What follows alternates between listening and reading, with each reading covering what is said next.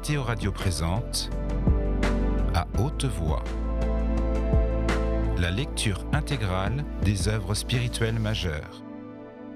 Aujourd'hui, La Divine Comédie de Dante Alighieri.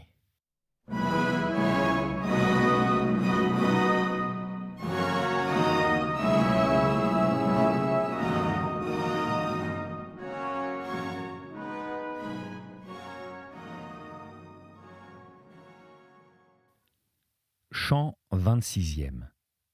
Tandis qu'en doute j'étais, à cause de ma vue éteinte par la vive flamme, il en sortit un souffle qui me rendit attentif, disant « Jusqu'à ce que tu recouvres la vue, qu'en moi tu as consumée, il est bon que le discourir la compense. Commence donc et dis ce qui occupe ton esprit, et sois assuré que la vue en toi est troublée, non morte, parce que la dame qui te conduit par cette divine région a dans le regard la vertu qu'eut la main d'Ananias. Je dis, à son plaisir, ou tôt ou tard, vienne le remède à mes yeux, qui furent les portes par où elle entra, avec le feu dont toujours je brûle. Le bien qui rend heureuse cette cour est l'alpha et l'oméga de tout ce qu'écrit en moi l'amour ou légèrement ou profondément. Cette même voix qui m'avait délivré de la peur du soudain éblouissement me disposa encore à discourir et dit « Certes, il convient qu'à travers un tamis plus serré, ta pensée s'épure. Il convient que tu dises qui dirigea ton arc à ce but. Et moi, par des arguments philosophiques et par l'autorité qui vient d'ici, il convient qu'en moi un tel amour s'imprime. Le bien, en tant que bien, au degré où il est connu, allume l'amour, et d'autant plus qu'en soi, il contient plus de bonté. Donc vers l'essence si supérieure que tout bien hors d'elle n'est qu'un rayon de sa lumière. Plus que vers nul autre, il convient que se meuve, en aimant l'esprit de quiconque soit le vrai, sur qui se fonde cette preuve. À mon entendement, découvre cette vérité celui qui me démontre que l'amour est la première des substances éternelles. Me la découvre la voix du vrai lui-même, qui dit à Moïse, parlant de soi, « Je te ferai voir toute vertu ». Tu me la découvres encore en commençant la haute promulgation qui, plus qu'aucun autre banc, proclame en bas l'arcane d'ici. Et jouis, par l'humaine raison et par l'autorité concordante avec elle, de tes amours tu gardes à Dieu le plus grand. Mais dis encore si tu sens d'autres cordes te tirer vers lui, de sorte que tu déclares avec combien de dents cet amour te mord. Ne fut point cachée la sainte intention de l'aigle du Christ. Je compris même où il voulait conduire ma profession. Je recommençai donc. Toutes ces morsures qui peuvent faire que le cœur se tourne vers Dieu ont concouru à ma charité. L'être du monde et mon propre être, la mort qu'il souffrit pour que je vive, et ce paradis que tout fidèle espère comme moi, avec la vive connaissance précédemment dite, m'ont tiré de la mer de l'amour dépravé, et m'ont amené au rivage du droit. Les feuilles dont se revêt le jardin du jardinier éternel, je les aime autant que de lui dérive de bien en elles. Sitôt que je me tus, un très doux chant résonna dans le ciel, et Madame disait avec les autres « Saint, Saint, Saint ». Et comme une vive lumière dissipe le sommeil, à cause de la vertu visuelle que ranime la splendeur qui va de robe en robe, et l'éveillé abhorre ce qu'il voit, si peu discerne la première veille jusqu'à ce que la secoure le jugement, ainsi toute ordure chassa de mes yeux Béatrice, par un rayon des siens qui resplendissait plus que des milliers de mille, de sorte que je vis mieux qu'auparavant, et plein d'étonnement, je demandais ce qu'était une quatrième lumière que je vis avec nous. Et Madame, au-dedans de ces rayons, contemple avec amour son Créateur, la première âme que créa jamais la première vertu. Et madame, au-dedans de ses rayons, contemple avec amour son Créateur, la première âme que créa jamais la première vertu. Donc j'ai repris juste avant. Comme la feuille dont la cime fléchit au vent qui passe, et puis se redresse par la propre vertu qui l'élève, ainsi fis-je pendant qu'elle disait stupéfait, et puis rassuré par un désir de parler dont je brûlais, et je commençais. Ô fruit, qui seul fut produit mûr, ô antique père, de qui toute épouse est fille et bru, dévotement autant que je peux, je te supplie de me parler. Tu vois mon désir, et pour t'ouïr plutôt, point ne le dit. Quelquefois, un animal couvert s'agite tellement que son affection se manifeste par le mouvement qu'il imprime à l'enveloppe. Parfaitement, l'âme primordiale me faisait paraître, à travers ce qui la recouvrait, combien pour me complaire elle venait joyeuse. Ensuite elle dit, sans que tu me l'aies exprimé, je discerne ton désir, mieux que toi la chose qui t'est la plus certaine, parce que je vois dans le véridique miroir, qui des parélies de soi fait les autres choses, et aucune ne le fait de soi un parélie. Tu veux ouïr combien il y a de temps que Dieu me mit dans le haut jardin où celle-là t'a conduit par la longue échelle, et combien de temps il fut délectable à mes yeux, et la vraie cause du grand courroux, et quel était l'idiome dont j'usais et que je me fis. Or, mon fils, non le goûter du fruit fut par soi la cause d'un tel exil, mais seulement d'avoir dépassé la limite. Là où ta dame mue Virgile, durant 4302 révolutions du soleil, je désirais cette assemblée.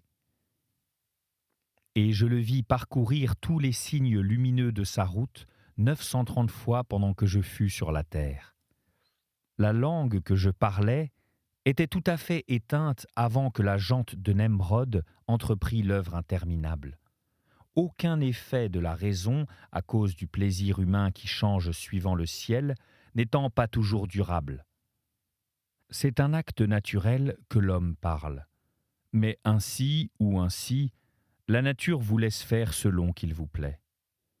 Avant que je descendisse dans l'infernale angoisse, elle s'appelait sur la terre le souverain bien, de qui vient la joie qui m'enveloppe, puis il s'appela Élie, et cela est dans l'ordre, car l'usage des mortels est comme sur le rameau la feuille qui s'en va et une autre vient. Sur le mont qui le plus s'élève au-dessus de l'onde, je fus en vie pure et impure depuis la première heure jusqu'à celle qui est la seconde, alors que le soleil change de cadran à la 6e heure.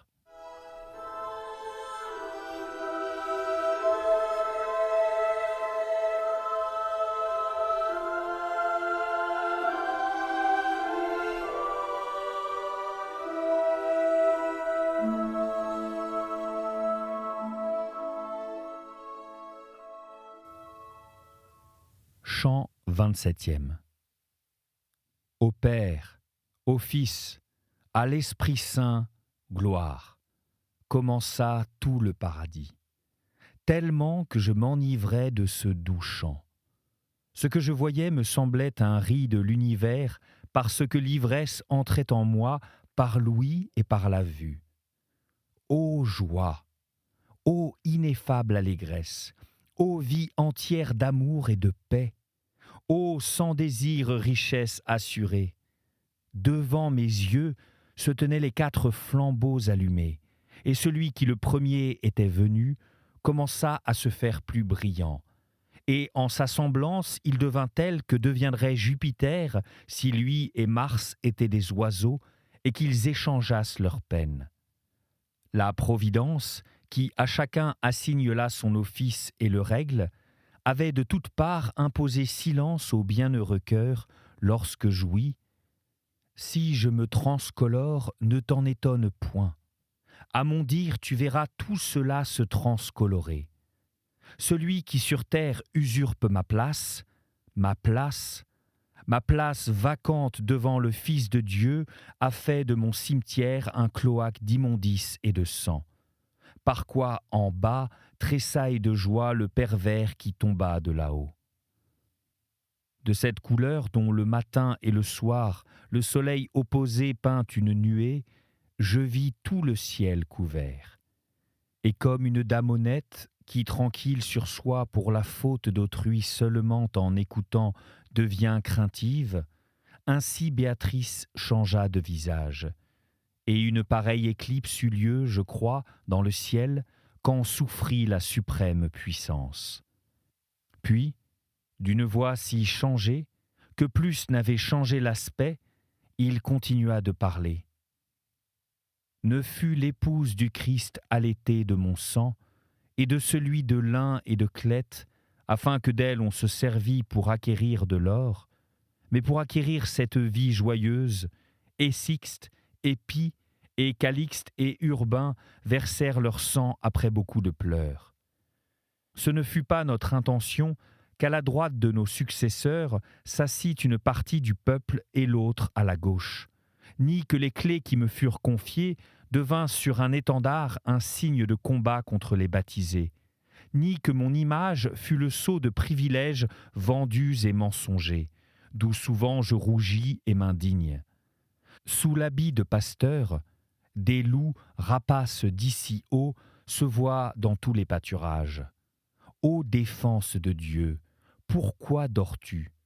Les Caorsins et les Gascons s'apprêtent à boire notre sang. Ô bon principe, en quelle ville fin faut-il que tu tombes? Mais la haute Providence qui, avec Scipion, défendit à Rome la gloire du monde, viendra, je le pense, bientôt au secours. Et toi, mon fils, qui en bas encore, à cause du poids mortel, retourneras, ouvre la bouche, et ne cache point ce que je ne cache pas moi-même. Comme des flocons de vapeur gelée tombent de notre air, quand la corne de la chèvre céleste et le soleil se touchent, ainsi vis-je l'éther en haut, s'orner de flocons de vapeur triomphants, qui là s'étaient arrêtés avec nous. Ma vue les suivait, et les suivit jusqu'à ce que la distance par sa longueur l'empêchât d'aller plus avant. D'où la dame, voyant que j'avais cessé d'être attentif en haut, me dit « Abaisse ta vue, et regarde comment tu as tourné. »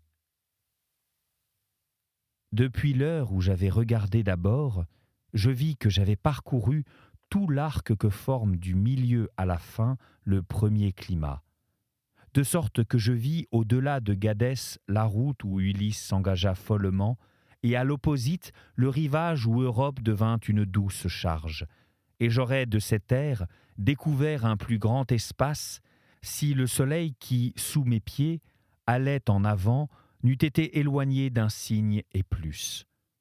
Mon esprit, toujours plein de l'amour de madame, plus que jamais brûlait de ramener les yeux sur elle. Et si la nature ou l'art en humaine chair ou dans ses peintures prépare aux yeux des appâts, afin par eux de s'emparer de l'esprit, tous ensemble ne paraîtraient rien, près du divin plaisir où me plongea sa splendeur, quand je me tournais vers son riant visage. Et la vertu que je puisais dans ce regard m'arracha du doux nid de Léda et impétueusement me poussa dans le ciel. Si uniformes en sont les parties les plus voisines et les plus hautes, que je ne puis dire laquelle Béatrice me choisit pour lieu. Mais elle, qui voyait mon désir, commença si joyeuse et si riante, qu'en son visage il semblait que Dieu jouit. La nature du monde, qui tient en repos le milieu, et autour meut tout le reste, commence ici comme de son terme. Et ce ciel n'a d'autre lieu que l'entendement divin dans lequel s'allume l'amour qui le meut et la vertu qu'il verse. Autour de lui, la lumière et l'amour forment un cercle, comme lui autour des autres, et cette ceinture, celui qui le ceint la connaît seul. Son mouvement n'est point mesuré par un autre, mais les autres le sont par le sien, comme 10 par la moitié et le 5e. Et comment le temps a dans ce vase ses racines, et dans les autres ses feuilles, peut être clair désormais. Ô convoitise, qui tellement submerge les mortels qu'aucun n'a le pouvoir d'élever les yeux au-dessus de tes ondes. Bien dans les hommes fleurit le vouloir, mais une pluie continuelle fait avorter les fruits. La foi et l'innocence se trouvent seulement chez les enfants. Puis toutes deux fuient avant que les joues soient couvertes de duvet.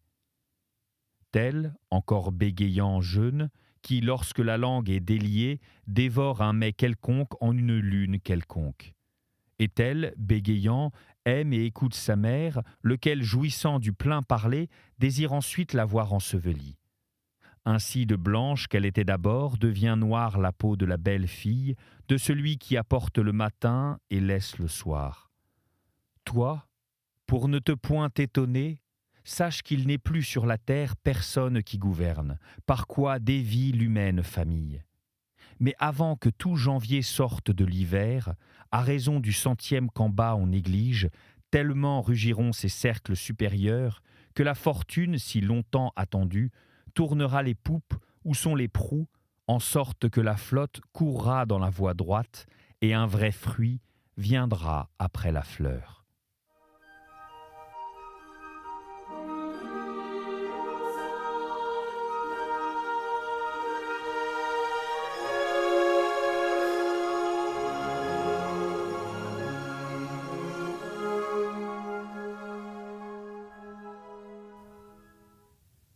Chant 28e.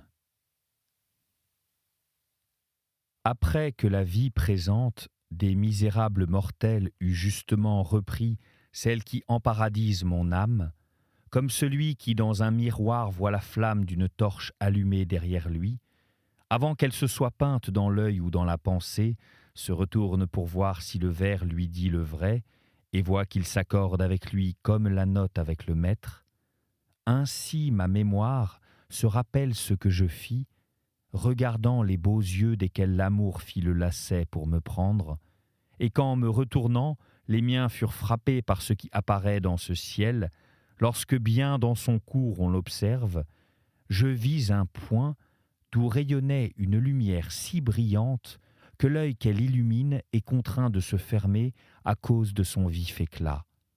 Et l'étoile, qui d'ici paraît la plus petite, paraîtrait une lune placée près de ce point comme une étoile près d'une autre étoile.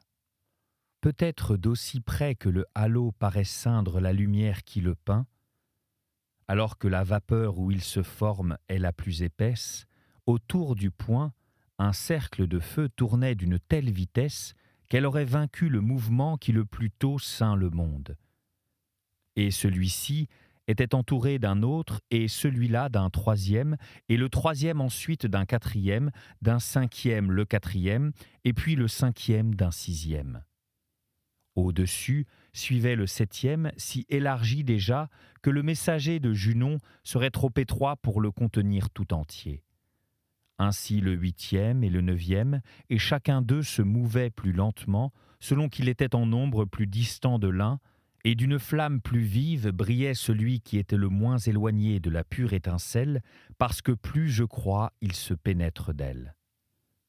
Madame, qui me vit suspendu en un grand souci, dit « De ce point dépend le ciel et toute la nature.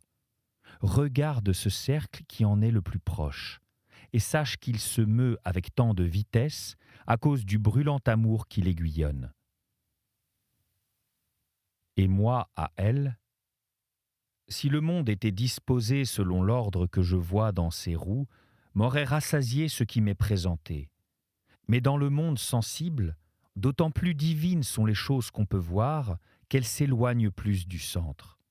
Si donc mon désir doit être pleinement satisfait dans ce merveilleux et angélique temple qui n'a de confins que le seul amour et la lumière, il faut que je voie encore pourquoi l'image et le modèle diffèrent, car je le cherche en vain par moi-même. Si tes doigts ne suffisent pas pour délier un tel nœud, point n'est-ce merveille, tant par le non-essayé il est devenu dur.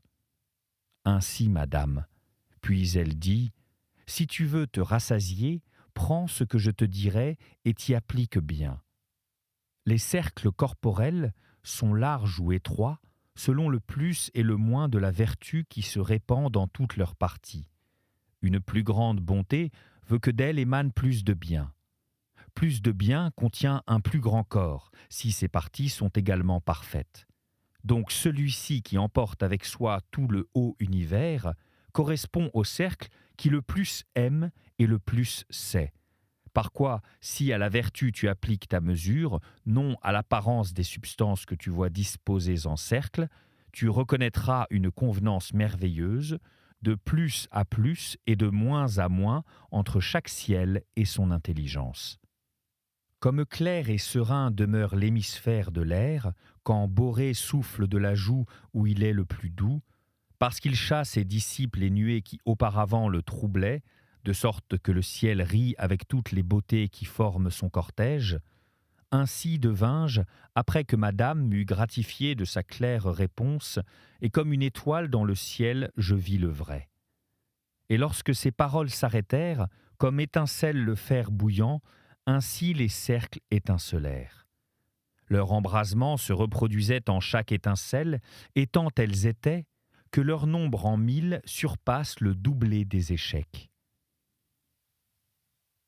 J'entendais de cœur en cœur chanter Hosanna au point fixe, qui les tient et les tiendra toujours au lieu où toujours ils furent, et celle-là qui voyait dans mon esprit les pensées douteux dit « Les premiers cercles t'ont montré les séraphins et les chérubins.